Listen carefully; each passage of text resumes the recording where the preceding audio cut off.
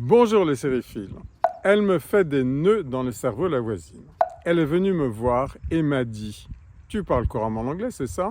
« Oui, ai-je répondu. « Alors c'est quoi le past perfect continuous ?» « Aucune idée. »« Quoi ? Mais ce n'est pas possible ! Tu parles couramment l'anglais et tu ne sais pas ce que c'est que le past perfect continuous. » Le fait est qu'ayant appris l'anglais vers l'âge de 3 ans, je ne suis passé ni par la case grammaire, ni par la case past perfect continuous.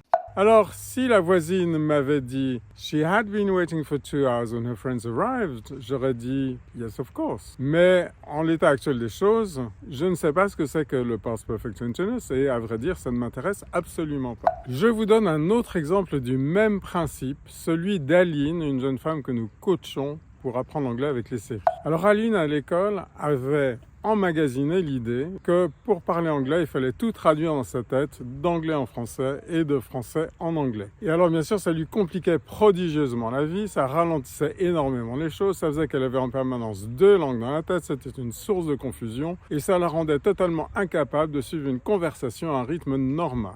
Et alors il y a 2 jours, je coachais Aline, elle m'a regardé avec un petit sourire narquois, elle m'a dit « Ah, tu sais Henri, maintenant, j'arrive à faire plus ou moins tout dans ma tête en anglais directement, sans passer par le français. » Et elle avait l'air très contente d'elle-même.